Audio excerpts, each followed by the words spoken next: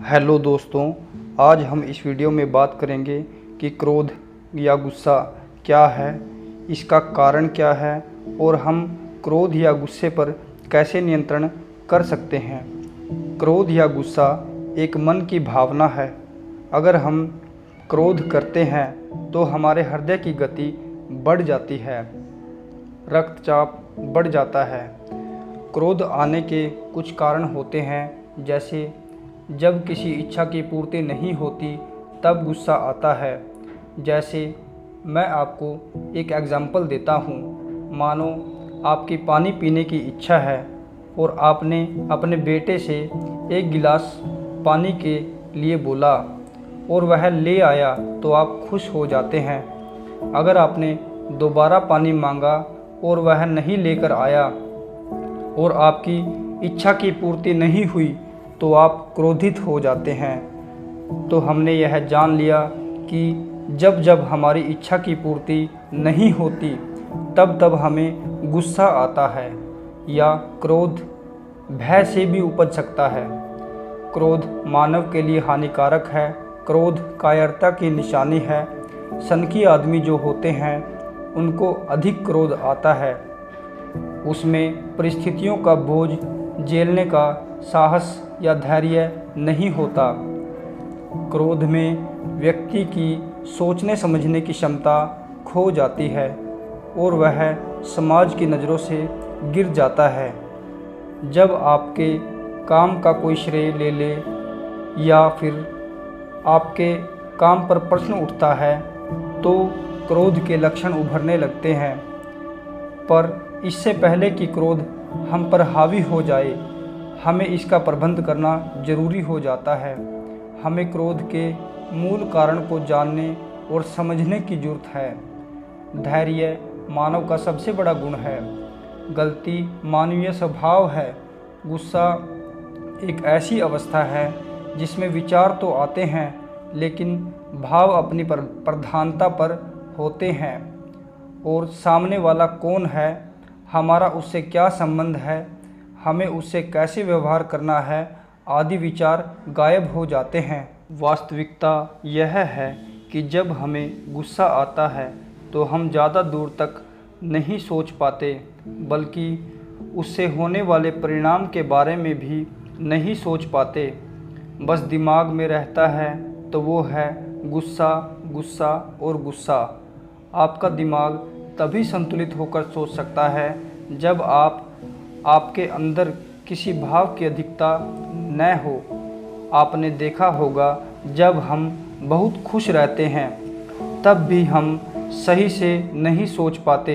जब कोई भाव हमारे ऊपर पूरी तरह से हावी होता है तो सबसे ज़्यादा हमारी सोचने की क्षमता प्रभावित होती है।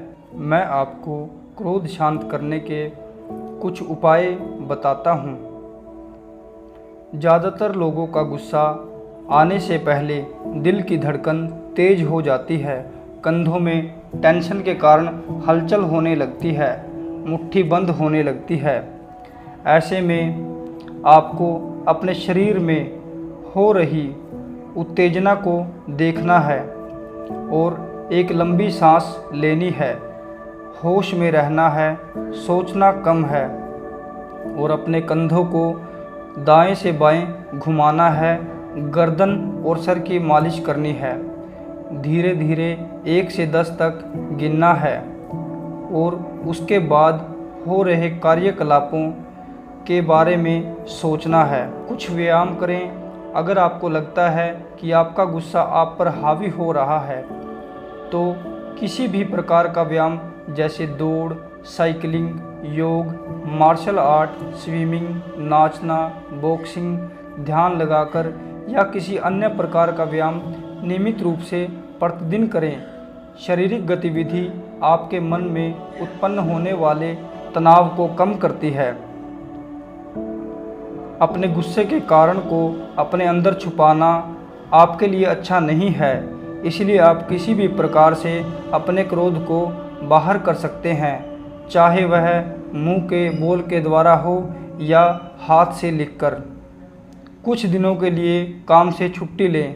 कभी कभी ऑफिस काम के तनाव की वजह से भी चिड़चिड़ापन बढ़ने लग जाता है और ऐसे में गुस्सा होना या क्रोध बढ़ने की संभावना बढ़ जाती है। तो आप ऐसे समय में कुछ दिनों के लिए अपनी नौकरी या काम से छुट्टी लेकर कहीं घूमने के लिए जा सकते हैं और अपने परिवार के लोगों के साथ थोड़ा समय बिता सकते हैं। कुछ भी बोलने से पहले सोचें। बातों और दिमाग की गर्मी में कुछ लोग यह नहीं सोचते कि वह क्या बोल रहे हैं। अपने मुख से निकले हुए हर शब्द को सोच समझकर बोलें, क्योंकि सोच समझकर बोलने वाला व्यक्ति कभी भी गुस्सा या क्रोधित नहीं हो सकता। रात को अच्छी नींद सोएं।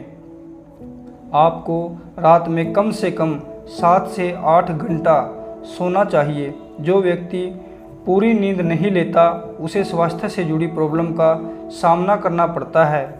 इसमें सबसे बड़ा जो प्रभाव पड़ता है वो है लोग अपनी भावनाओं पर सही तरीके से काबू नहीं कर पाते।